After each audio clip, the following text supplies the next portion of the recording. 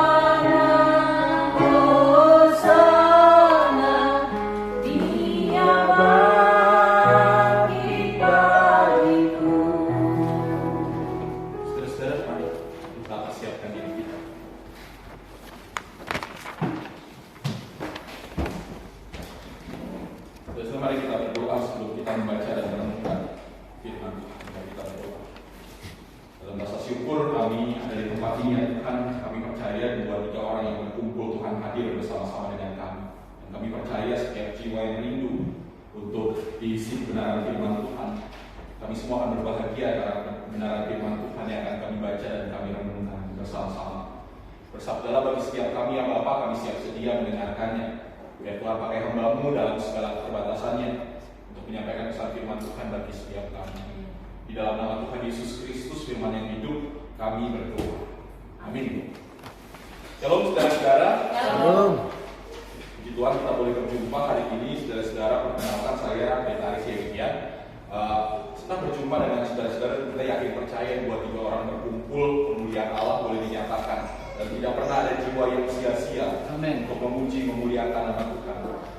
Kita bersyukur hari ini 74 tahun persekutuan gereja-gereja di Indonesia, dan dalam kebersamaan itu juga kita diajak untuk merenungkan apa yang menjadi tema ulang tahun PGI, menjadi satu dengan sempurna. Berdasarkan satu ayat Alkitab, saya mengajak kita membukanya, Yohanes 17 ayat yang ke-23. Yohanes 17 ayat yang ke-23, tapi saya akan mengajak kita untuk membacanya dari ayat yang ke-20. Yohanes 17 ayat yang ke-20 sampai dengan ayat yang ke-23. Saya bacakan untuk kita semua Yohanes 17 ayat 20 sampai dengan ayat yang ke-23. Begini firman Tuhan. Bukan untuk mereka ini saja aku berdoa, tetapi juga untuk orang-orang yang percaya kepadaku melalui pemberitaan mereka, supaya mereka semua menjadi satu, sama seperti Engkau ya Bapa di dalam aku dan aku di dalam Engkau, agar mereka juga di dalam kita, supaya dunia percaya bahwa Engkaulah yang telah mengutus aku. Aku telah memberikan kepada mereka kemuliaan yang Kau berikan kepadaku, supaya mereka menjadi satu, sama seperti kita adalah satu. Aku di dalam mereka dan Engkau di dalam aku, supaya mereka menjadi satu dengan sempurna, agar dunia tahu bahwa Engkau yang telah mengutus aku dan bahwa Engkau mengasihi mereka, sama seperti Engkau mengasihi aku. Dan sudah demikian bagian firman Tuhan ini, dan ayat yang ke-23 menjadi poin perenungan buat setiap kita dalam sebuah terang tema menjadi satu dengan sempurna. Karena ternyata saudara-saudara sekalian, berbicara tentang kesatuan, ini berbicara tentang komunitas kekristenan dulu lah. Saudara perhatikan, di Indonesia gereja banyak, denominasi banyak, dengan tata cara masing-masing yang dipakai untuk memuji, memuliakan nama Tuhan. Masalah nggak buat itu? Sebetulnya nggak ada masalah, saudara-saudara sekalian. Toh di dunia ini denominasi kekristenan juga tidak 1, 2, atau 3, banyak saudara-saudara sekalian. Tapi kemudian ada sebuah kerinduan, bagaimana di tengah segala perbedaan yang ada, kita semua ini tetap satu, sama-sama murid Kristus, kan begitu. Sama-sama murid Kristus yang dipanggil untuk menunaikan misi kerajaan Allah. Mungkin ini dipahami, tapi untuk mewujud nyatakannya bukan sesuatu yang sangat mudah. Karena apa? Karena perbedaan itu. Orang nggak bisa lihat yang beda gitu. Kalau yang beda rasanya langsung risih gitu. Dan selalu mengklaim bahwa dirinya yang paling benar, dirinya yang paling sempurna, dirinya yang termasuk paling berkenan di hadapan Allah. Termasuk ketika berbicara tentang kehidupan beriman. Saudara perhatikan, ini sedikit aja. Saya pengen kita semua jujur-jujur aja lah saudara-saudara sekalian. Di keluarga besar kita misalnya, sensitivitas atau sentimen terhadap kehidupan bergereja itu masih ada nggak? Banyak. Ada yang bilang cuma gereja aku yang paling benar, gereja itu. Cuma gereja aku yang masuk surga, yang lain tidak. Cuma gereja aku yang rasanya yang sempurna, yang lain tidak. Sentimen-sentimen terhadap yang seperti itu, saudara-saudara sekalian, seringkali merusak tujuan utama hadirnya gereja di dunia ini, yaitu apa? Untuk menjadi berkat bagi kita, untuk menghadirkan nilai-nilai kerajaan Allah di tengah dunia ini. Makanya menjadi menarik sebetulnya saudara-saudara sekalian, ketika firman Tuhan mengatakan, aku di dalam mereka dan engkau di dalam aku, supaya mereka menjadi satu dengan sempurna. Supaya apa? Supaya dunia tahu bahwa engkau yang telah mengutus aku dan bahwa engkau mengasihi mereka sama seperti engkau mengasihi aku. Harusnya gereja hadir saudara-saudara sekalian dengan misi utama apa? Menghadirkan, mempersaksikan siapa Allah di dunia ini. Bukan justru semakin menciptakan sekat-sekat atau jurang-jurang pemisah di tengah kehidupan keseharian. Dan rasanya hal-hal yang seperti itu, saudara-saudara sekalian, tidak lagi relevan. di tengah kehidupan beriman kita. Kalau tema kita mengatakan menjadi satu dengan sempurna, bisa jadi sebetulnya saudara-saudara sekalian, menjadi satu dengan sempurna itu cuma mimpi. Kenapa dibilang cuma mimpi? Karena mau dibilang menjadi satu, dibilang bersatu, semuanya tetap kok merasa yang paling benar dan yang lain salah. Dan ini yang harus dikoreksi sebetulnya dalam kehidupan beriman kita sebagai gereja, sebagai orang-orang Kristen di tengah keseharian kita. Hal-hal seperti ini yang seharusnya diubahkan di tengah kehidupan beriman kita sebagai orang percaya. Harus mampu melihat segala perbedaan yang ada sebagai anugerah yang Tuhan nyatakan. Di banyak gereja, saudara-saudara sekalian, saking sulitnya orang bisa melihat perbedaan. Ini akan kemudian tercermin di dalam kehidupan praktik keseharian gereja dalam event apapun. Biasa kalau gereja-gereja yang misalnya udah mapan, yang banyak anggotanya, yang udah mulai sibuk dengan segala program, terus tiba-tiba misalnya saya kasih contoh, mau lomba paduan suara gitu. Saudara tahu, kalau mau lomba paduan suara, yang paling pertama dipikirin dan yang paling pertama diomongin itu perkara apa? Kira-kira apa saudara? Apa Bu? Biaya buat apa? Tadi Ibu ngomong kebetulan. Baju. Seragam, saudara-saudara. Yang mau lomba nyanyi, yang harusnya dipikirin apa? Suara, gitu kan ya? Kualitas suara. Tapi yang paling pertama dirapatkan apa? Seragam itu apa nanti? Bukan kualitas suara. Padahal ketika berbicara tentang puji-pujian, ketika berbicara tentang paduan suara, itu kan berbicara tentang perbedaan-perbedaan jenis suara yang kemudian disatukan menjadi sebuah harmoni yang indah. Harusnya kan itu yang dipikirkan. Tapi justru yang dipikirkan seragam. Di Indonesia, gitu kan ya, sampai sekarang sebetulnya waktu saya juga nggak setuju amat. Anak sekolah kudu pakai seragam. Ada sih tujuan baiknya, saya tahu ada tujuan baik. Tapi tujuan baik seringkali nggak bisa nyampe ke otak yang baik juga. Efek sampingnya dalam kehidupan majemuk di Indonesia ini, ada banyak orang nggak bisa lagi melihat perbedaan sebagai sesuatu yang bisa dihargai. Karena dari kecil dibiasain dengan seragam. Gak bisa melihat yang berbeda suku, berbeda agama, berbeda latar belakang kehidupan, tingkat strata kehidupan, gak bisa dilihat sebagai sesuatu yang baik. Orang akan isi dengan sesuatu yang baik sampai lupa pada tujuan bersama kita. Lalu pertanyaannya saudara-saudara sekalian, dalam kehidupan bergereja bagaimana? Dalam kehidupan bergereja kita masa kini di Indonesia secara khusus, seperti apa kita bisa memahami keberagaman masih dalam komunitas atau konteks kekristenan dulu ya, belum melihat orang-orang di luar agama kita, itu urusan nanti saudara-saudara.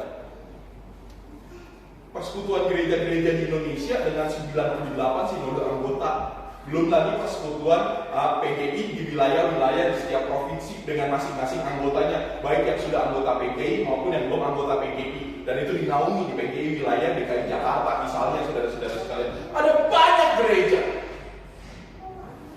Gereja hadir untuk menyatakan nilai-nilai kerajaan Allah itu sesuatu yang benar, sesuatu yang baik. Tapi makin kesini, saudara-saudara sekalian, masing-masing gereja kembali mengklaim bahwa cuma gerejanya yang paling benar, gerejanya yang paling sempurna, gereja lain nggak sempurna. Jadi misi untuk menyatakan nilai-nilai kerajaan Allah itu menjadi kabur. Sama kayak cerita begini misalnya saudara-saudara. Jadi dalam sebuah kapal laut gitu ya, hadir para pemimpin gereja, perwakilan para pemimpin gereja dari masing-masing denominasi. Ada dari denominasi gereja Katolik, ada dari denominasi gereja Pentakosta Karismatik, ada dari denominasi gereja Injili, ada yang terakhir dari denominasi gereja Protestan Arus Utama kayak modelan kita, gereja Presbyterian, HKBP, GKI, GKPI dan teman-temannya itu gereja Protestan Arus Utama. Mereka lagi rapat, saudara-saudara. Rapat untuk program bersama. Mereka udah mulai mikir, biasanya kita cuma sibuk sama perbedaan-perbedaan masing-masing gereja. Kali ini kita mau berembuk bareng, kita mau bikin karya bersama kita di tengah segala perbedaan secara ekumenis kan gitu. Sementara mereka rapat di kapal, saudara-saudara, ada satu orang yang bukan dari antara mereka jatuh ke laut, kecemplung. Dugaan utamanya karena kebanyakan selfie di pinggiran kapal, kepleset jatuh ke bawah. Wah, anak muda yang jatuh melalui saudara, dia berusaha bagaimana caranya supaya nggak tenggelam. Wah, dia berusaha berenang, dan para pemimpin gereja ini saudara-saudara serentak bangun. Mereka langsung responsif ketika lihat ada masalah. Pertanyaan buat saudara-saudara, gereja mana yang biasanya paling duluan cepat tanggap kalau ada bencana? Jujur aja saudara-saudara, biasanya gereja Katolik. Mereka biasanya paling dulu mengerahkan tenaga, bantuan, dan massa, dan biasanya nggak ketahuan. Dan menurut cerita ini, saudara-saudara sekalian, pemimpin dari gereja Katolik, wah, dia langsung bangun duluan, dia langsung cepat tanggap, dia ngomong ke anak muda yang lagi berjuang di bawah, anakku tenang, saya akan kirimkan bantuan untuk bisa menolong Anda. Izinkan saya berdoa dulu. Dia berdoa demi nama Bapa dan Putra dan Roh Kudus. Dia naikkan doa, gitu kan ya. Diakhiri dengan doa Bapa kami, diakhiri dengan salam Maria 3 kali, diakhiri dengan doa Bapa kami. Orang udah keselak di bawah, saudara-saudara. Air udah banyak masuk ke paru-parunya gitu kan. Terus bangun pendeta dari gereja karismatik, Pentakosta karismatik.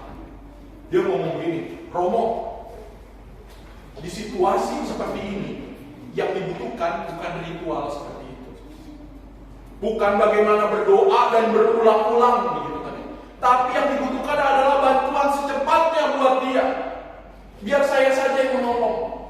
Terus kata si pendeta ini bilang gini, anakku yang ada di bawah tenang, mujizat Tuhan itu nyata. Bagi Tuhan gak pernah ada yang mustahil. Saya mau berdoa buat saudara. Dia berdoa terus, saudara-saudara, menanti mujizat. Orang di bawah tadinya seliter, masuk paru-paru mungkin udah mau 2 liter, saudara-saudara.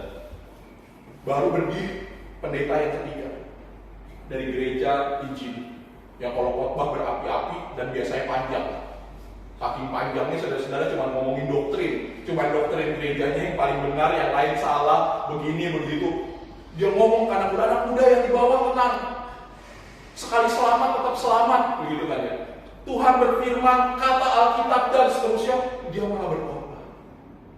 Jadi yang pertama berdoa, yang kedua mungkin mujizat, yang ketiga khotbah. Berdiri yang keempat, saudara-saudara, pendeta, modelan pendeta gereja kita, yang biasanya masuk akal, ngomong, kalian semua keliru. Yang dibutuhkan orang yang di bawah ini doa, bukan mujizat, bukan khotbah, tapi apa saudara-saudara? Melampung. Masuk akal nggak saudara-saudara? Masuk akal walaupun suka terlambat gitu, walaupun belakangan gitu, masuk akal. Bener kan? Yang dibutuhkan pertama di bawah apa? Melampung. Setidaknya untuk bertahan sementara, baru cari tim SOS untuk bisa menyelamatkan. Bener nggak? Bener, walaupun terlambat gitu kan? Masuk akal. Kayak gereja-gereja modelan kita itu sebenarnya cara berpikirnya selalu masuk akal. Walaupun kadang-kadang terlambat, gak apa-apa lah saudara-saudara terlambat. Terus dia ngomong ke yang di bawah, anak muda yang di bawah, anakku yang ada di bawah, yang Anda butuhkan sekarang adalah pelampung. Saya akan kirimkan pelampung buat Anda dan kirimkan tim penyelamat buat Anda. Tapi tunggu, saya rapat dulu sama majelis jemaat. Saya rapat dulu sama majelis gereja. Rapat dulu, nentuin siapa panitianya, nentuin anggarannya berapa, nentuin tim kerjanya siapa aja, baru pelaksanaan sudah mati yang di bawah saudara-saudara. Ini kenyataan di tengah kehidupan bergereja secara umum. Semua sibuk dengan ciri khasnya masing-masing sampai lupa apa yang menjadi esensi. Ciri khas dipertahankan nggak masalah. Nggak apa-apa saudara-saudara. Dengan gaya beribadah yang selama ini sudah kita jalani, nggak ada masalah buat itu. Boleh dipegang, boleh dilakukan, terus dipraktikkan, tapi jangan pernah lupa bahwa sebagai gereja kita punya tujuan bersama, yaitu menghadirkan nilai kerajaan sorga di tengah dunia lewat kehadiran gereja dengan segala perbedaan yang ada. Jadi dari mimbar ini saya mau bilang buat saudara-saudara sekalian, saya sebetulnya nggak peduli gereja saudara mau gaya beribadah seperti apa, modelan, ritual, dan sakramennya seperti apa, praktiknya seperti apa. Udah saatnya kita nggak lagi memperdebatkan segala perbedaan itu. Tapi yang harus kita perhatikan ada banyak jiwa yang harus diselamatkan di dunia ini. Jadi bukan lagi berbicara gereja kita sebesar apa, sekecil apa, nggak peduli. Tapi seperti apapun keadaan gereja kita, tapi panggilan yang utama untuk menghadirkan nilai kerajaan Allah buat dunia ini, harusnya itu kita nyatakan mulai sekarang. Tak perlu menunggu lagi. Dunia selalu menawarkan berbagai hal, saudara-saudara sekalian. Tapi dalam dunia ini, pekerjaan sebetulnya begitu nyata untuk kita lakukan sebagai gereja. Perikop firman Tuhan pada hari ini merupakan doa yang dipanjatkan Tuhan Yesus kepada Bapa sebelum Yesus ditangkap, sebelum dia disalibkan. Dia tidak hanya memberikan teladan saudara-saudara sekalian terkait ajaran, tapi Yesus juga menyerahkan para muridnya ini kepada Tuhan supaya apa? Supaya tetap bersatu. Karena murid-murid ini kan berbeda karakter, saudara-saudara sekalian, dan mereka akan meneruskan karya pelayanan Yesus. Itulah segala perbedaannya. Yang dibutuhkan apa? Kesatuan. Maka biarlah ini juga menjadi panggilan kita, saudara-saudara sekalian. Kalau tema kita mengatakan menjadi satu dengan sempurna, tujuan utamanya apa? Yang pertama, kita menjadi serupa seperti Kristus. Kristus yang berelasi bersama Allah Bapa dan Roh Kudus dalam relasi Tritunggal itu. Dan panggilan kita juga sama untuk menjadi serupa seperti dia. Dan yang kedua, saudara-saudara sekalian, untuk menunaikan misi kerajaan Allah di dunia ini, bahwa ada banyak pekerjaan yang harus kita lakukan. Dan yang ketiga, lewat semuanya itu, bukankah tujuan utama kita adalah senantiasa memuliakan Allah? Makanya saya bilang, 2-3 orang berkumpul, kata firman Tuhan, Tuhan ada di tengah-tengah kita, dan Tuhan mau pakai kita semua untuk menjadi utusan-utusannya. Termasuk lewat cara-cara yang sangat sederhana. Dimulai dari keluarga, di tempat kita berada, dimanapun Tuhan hadirkan kita. Jadilah berkat, bukan jadi yang erok, saudara-saudara. Jadilah teladan, jadilah pembawa damai, bukan jadi provokator. Jadilah pewarta kebenaran firman Tuhan, bukan justru menebarkan kabar bohong dan penuh kebencian. Panggilan kita begitu nyata, yaitu berbahagialah orang yang menjadi pembawa damai, karena mereka akan disebut anak-anak Allah. Benar gampang untuk memahami itu, saudara-saudara. Kalau kita hadir, orang rasa damai sejahtera, gereja hadir, masyarakat rasa damai sejahtera, berarti kita semua anak Tuhan, anak Allah. Kita hadir, orang merasa enak, gitu ya. Orang merasa kesel, orang merasa enggak nyaman. Tanya sama diri sendiri, kita anak siapa? Anak siapa, saudara-saudara? Jawab aja sendiri, gitu. Tapi rasanya panggilan ini harusnya terus digaungkan kepada gereja-gereja, khususnya di Indonesia. Gereja harus hadir menjadi pembawa damai. Dan salah satu caranya untuk bisa menunaikan tugas panggilan itu, bahwa gereja harus selalu mau kompak, mau bersatu dengan segala perbedaannya untuk menghadirkan nilai-nilai kerajaan Allah yang luhur itu. Biarlah Tuhan memampukan kita semua, saudara-saudara sekalian, untuk mewujud nyatakan. Bukan persoalan yang mudah, karena ada keegoisan. Tapi biarlah sebagai pengikut Kristus, kita mau selalu dipimpin oleh Roh Kudus. Kita semua yang sudah hidup baru, memberi hidup kita untuk dituntun oleh kebenaran firman Tuhan dalam pertolongan Roh Kudus, supaya kita menjadi lebih baik dari hari ke hari. Orang yang setia, orang yang percaya, orang yang mau menunaikan tugas panggilan ini, percaya, saudara-saudara sekalian, berkat Tuhan tidak akan pernah habis dalam hidupnya. Tuhan tolong kita semua. Mari kita berdoa, saudara-saudara sekalian. Bapa di surga, kami yakin dan percaya bahwa firman Tuhan akan terus berkata-kata dalam kehidupan kami, menolong kami untuk selalu hidup berkemenangan, yakin dan percaya bahwa dalam semangat kesatuan itu Tuhan mau pakai kami, Tuhan mau panggil kami untuk menunaikan misi kerajaan Allah yang begitu luar biasa. Tolong kami ya Tuhan, mampukan kami ya Bapa.